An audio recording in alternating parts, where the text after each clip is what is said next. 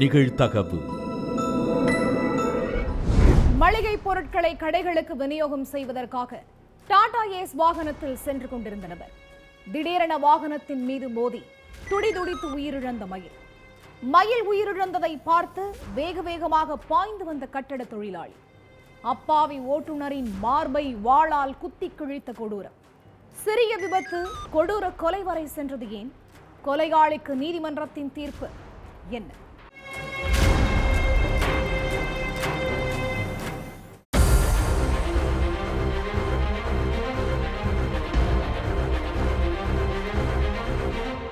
வேலைக்கு போயிருந்த கணவர் வீட்டுக்கு வந்துருவாருன்னு எதிர்பார்த்து காத்திருந்த மனைவிக்கு உங்க கணவரை யாரோ குத்தி கொன்னுட்டாங்க அப்படிங்கிற போன் கால் தான் வந்திருக்கு.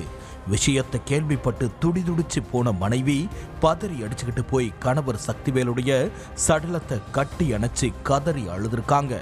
என் கணவர் யார்கிட்டையும் குரலை உசத்தி கூட பேச மாட்டாரே, யாரு கூடயும் எந்த வம்பு தும்பும் வச்சிருக்க மாட்டாரே, அப்படி இருக்கும்போது அவரை யாரு கொலை பண்ணா, எதுக்கு கொலை பண்ணாங்கன்னு அங்க இருந்த போலீஸ்காரங்க கிட்ட கேட்டிருக்காங்க.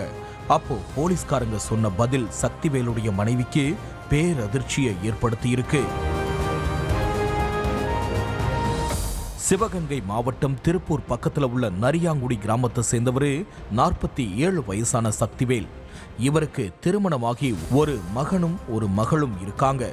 கடந்த சில ஆண்டுகளுக்கு முன்னாடியே சக்திவேல் ராமநாதபுரம் பக்கத்துல உள்ள பஞ்சதாங்கி பகுதிக்கு குடும்பத்தோட குடி வந்துட்டாரு. தனக்கு சொந்தமான டாடா ஏஸ் வாகனத்துல வீட்டுக்கு தேவையான மளிகை பொருட்களை மொத்த விற்பனையில வாங்கி அதை தனக்கு சொந்தமான டாடா ஏஸ் வாகனத்துல வச்சு ராமநாதபுரம் சுற்றுவட்டார கிராமங்கள்ல உள்ள சின்ன சின்ன கடைகளுக்கு போய் விநியோகம் பண்ணிட்டு இருந்திருக்காரு. ரொம்ப அமைதியான சுபாவம் கொண்ட சக்திவேல் தானுண்டு தன் வேலை உண்டுன்னு வழக்கம் போல மளிகை பொருட்களை ஏத்திக்கிட்டு டாடா ஏஸ் வாகனத்துல போயிட்டு இருந்திருக்காரு.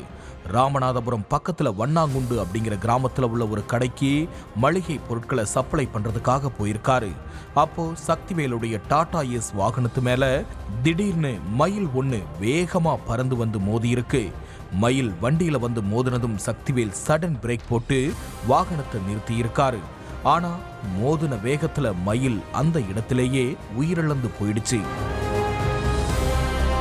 உடனே வாகனத்துல இருந்து இறங்கின சக்திவேல் அச்சச்சோ, தெரிஞ்சோ தெரியாமலோ நம்மளால ஒரு உயிர் போயிருச்சேன்னு நினைச்சு வருத்தப்பட்டு நின்று இருக்காரு. அப்போ வண்ணாங்குண்டு கிராமத்தை சேர்ந்த கட்டிட தொழிலாளியான ஞானபாண்டியன் மரத்தடியில நின்று மயில் டாடா ஏஸ் வாகனத்துல அடிபட்டு இறந்ததை பார்த்திருக்காரு. உடனே வேக வேகமா பாஞ்சு வந்து சக்திவேலுடைய சட்டையை பிடிச்சு சண்டை போட்டிருக்காரு. நான் ஸ்லோவா தாங்க வண்டியை ஓட்டிட்டு வந்தேன், திடீர்னு மயில் வந்து வண்டியில மோதி இருந்துருச்சு, நான் வேணும்னு எதுவும் பண்ணலன்னு சக்திவேல் சொல்லியிருக்காரு. ஆனா நீதான் வேகமா வண்டியை ஓட்டிட்டு வந்து மயில் மேல மோதி கொன்னுட்ட, என்ன தைரியம் இருந்தா முருகனுடைய வாகனத்தையே கொல்லுவன்னு கேட்டு எகிரி இருக்காரு. அதோட சக்திவேலை கண்டபடி பேசி கை நீட்டி அடிச்சிருக்காரு. இப்படியே 2 பேருக்கும் இடையில வாக்குவாதம் அதிகமாகி கை கலப்பாகி இருக்கு.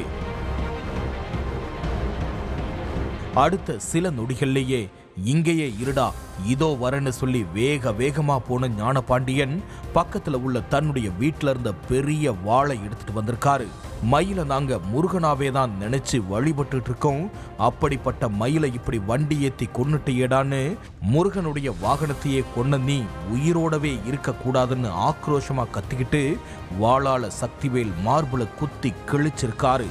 இதுல சுருண்டு விழுந்த சக்திவேல் சம்பவ இடத்திலேயே துடிதுடிச்சு இருந்துட்டாரு. சக்திவேலை கொன்னுட்டு அந்த இடத்துக்கு பக்கத்திலேயே தான் ஞானபாண்டியன் நின்னுட்டு இருந்திருக்காரு.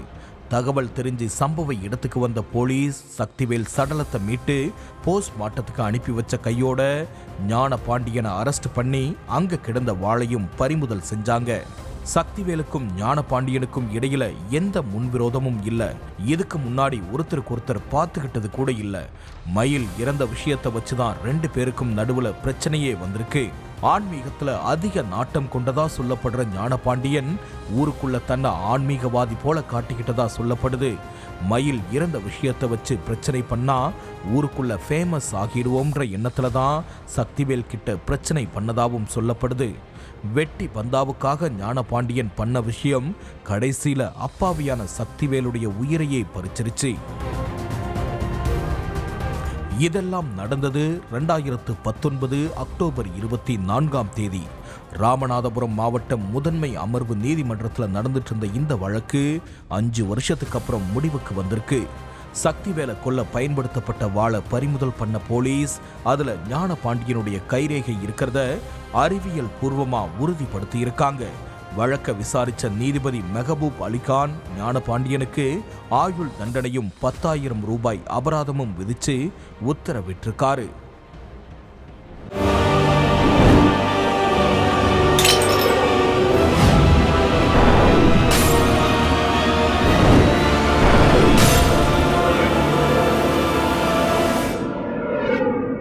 நிகழ்தகவு